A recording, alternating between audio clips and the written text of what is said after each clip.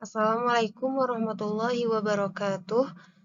Perkenalkan, nama saya Nabila Kurnia Ramadanti dari Program Studi Manajemen Fakultas Ekonomi dan Bisnis kelas reguler 3B. Di sini saya akan mempresentasikan UTS Studi Islam membahas tentang yang pertama adab dan hidup mulia, yang kedua ruang lingkup akhlak, yang ketiga akhlak terpuji kepada manusia, yang keempat akhlak kepada Allah, yang kelima akhlak kepada alam, dan yang terakhir akhlak kepada Rasulullah. Bab 1. Adab dan hidup mulia. Allah Subhanahu wa taala berfirman, yaitu Bismillahirrahmanirrahim, qayyiman liyundhira ba'san syadidan min ladunhu wa yubashshiral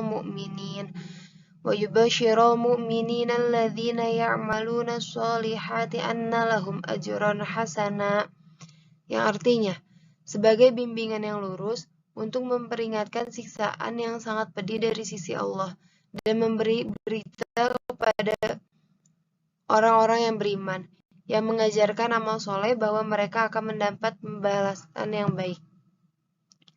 Allah Subhanahu wa taala membuat permisalan tentang masalah anjing. Permisalan anjing ini semuanya buruk. Siapapun yang dimisalkan dengan anjing itu pasti buruk, walaupun orang tersebut dari bangsawan tinggi. Tetapi apabila anjing itu dididik menjadi pemburu oleh tuannya dan buruannya halal, seburuk-buruknya makhluk, senajis-najisnya makhluk seperti anjing, itu akan berharga dan bernilai serta dimasukkan ke surga karena dididik oleh orang soleh.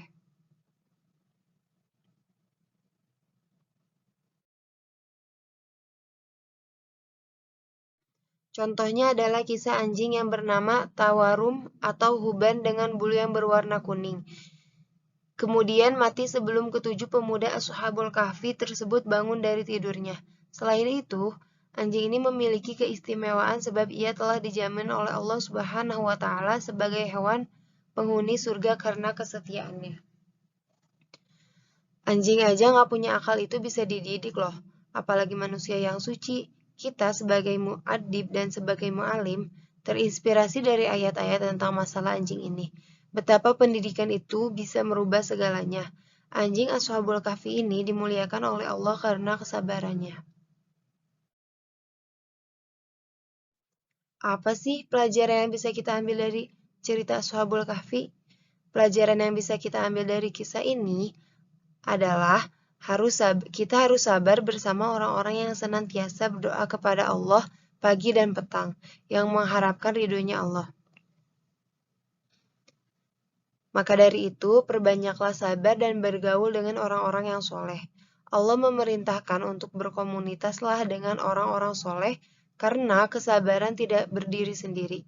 Maka harus berkiblat kepada orang yang lebih sabar, yaitu orang soleh. Lanjut bab 2, yaitu mengenai ruang lingkup akhlak. Allah berfirman dalam surat Al-Baqarah ayat 23, A'udzu billahi minasyaitonir rajim. Bismillahirrahmanirrahim. Wa in kuntum fi raibim mimma nazzalna ala abdina fa'tu bi suratin min mithlih wad'u syuhada'akum min dunillahi in kuntum shadiqin, yang artinya, dan jika kamu tetap dalam keraguan tentang Al-Quran yang kami wahyukan kepada hamba kami Muhammad, buatlah satu surat saja yang semisal Al-Quran. Dan ajaklah penolong-penolongmu selain Allah jika kamu orang-orang yang benar. Ayat selanjutnya itu surat Al-Baqarah ayat 24. Bismillahirrahmanirrahim. فَإِن لَّمْ تَفْعَلُوا وَلَن تَفْعَلُوا فَاتَّقُوا النَّارَ الَّتِي وَقُودُهَا النَّاسُ وَالْحِجَارَةُ أُعِدَّتْ لِلْكَافِرِينَ, yang artinya, maka jika kamu tidak dapat membuatnya, dan pasti kamu tidak akan dapat membuatnya, peliharalah dirimu dari neraka yang bahkan bakarannya manusia itu dan batu, yang disediakan bagi orang-orang kafir.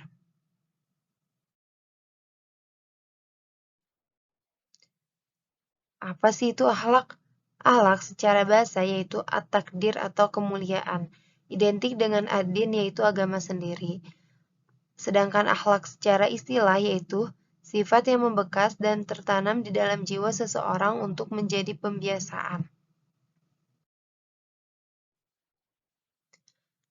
Konsep akhlak dijelaskan secara komprehensif di dalam surat Al-Baqarah ayat 23 dan 24 secara menyeluruh. Perintah Allah kepada kita adalah agar berakhlak secara vertikal kepada Allah yaitu hablum minallah dan kepada manusia yaitu hablum minannas. Hablum minallah adalah dengan cara tidak menyembah kepada selain Allah.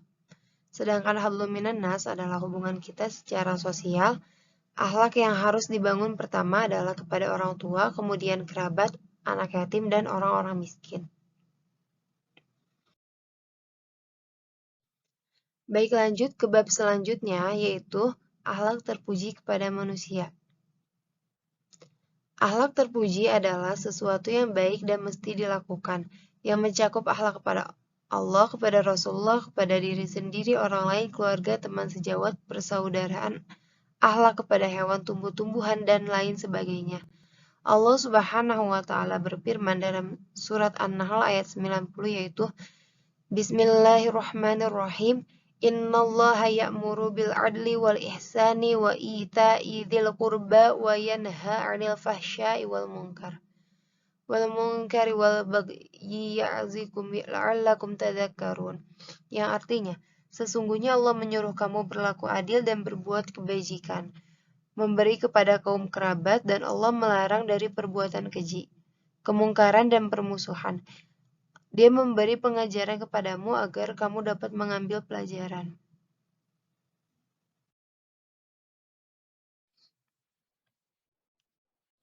Jadi, ambillah sikap untuk memaafkan dan ambillah sikap senantiasa memerintahkan kebajikan dan berpaling dari orang-orang yang jahil. Dahulukan akhlak sebelum segala sesuatu. Tidak ada amalan yang paling memberatkan timbangan satu amal melebihi amal yang berupa akhlak atau takwa dan amal yang mulia. Skala prioritas kita dalam hidup adalah harus menjadi manusia yang berakhlak. Hal yang membuat akhlak kita istiqomah yaitu sabar, mempunyai harga diri, pemberani, adil, hikmah, dan ihsan. Bab selanjutnya yaitu bab keempat, akhlak kepada Allah. Akhlak kepada Allah Subhanahu wa taala dapat diartikan sebagai sikap atau perbuatan yang seharusnya dilakukan oleh manusia sebagai makhluk kepada Allah sebagai Khalik. Sekurang-kurangnya ada 4 alasan mengapa manusia perlu berakhlak kepada Allah Subhanahu wa taala. Yang pertama, karena Allah Subhanahu wa taala lah yang menciptakan manusia. Akhlak terpuji kepada Allah diantaranya adalah yang pertama mahabbatullah, yaitu cinta kepada Allah. Yang kedua husnuzon, berprasangka baik.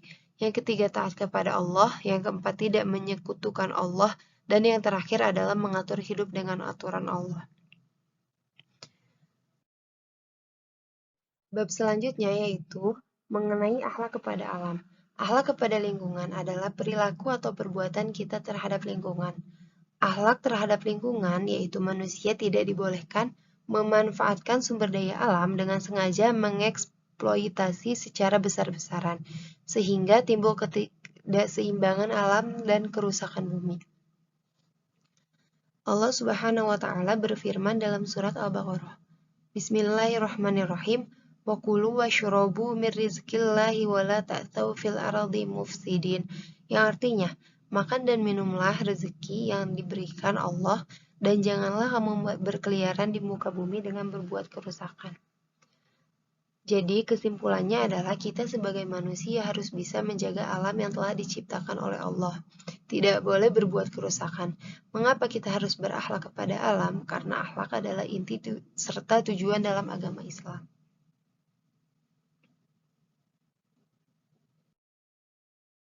Lanjut, bab yang terakhir yaitu mengenai tentang akhlak kepada Rasulullah. Akhlak al-karimah kepada Rasulullah adalah taat dan cinta kepadanya. Mentaati Rasulullah berarti melaksanakan segala perintahnya dan menjauhi larangannya. Ini semua telah dituangkan dalam hadis sunnah beliau yang berwujud ucapan, perbuatan, dan penetapannya. Akhlak kepada Rasulullah ada Di antaranya adalah yang pertama ridho dalam beriman kepada Rasul, mencintai dan memuliakan Rasul, mengikuti dan mentaati Rasulullah, mengucapkan sholawat dan salam kepada Rasul, menghidupkan sunnah Rasul, menghormati pewaris Rasul, dan melanjutkan misi Rasul.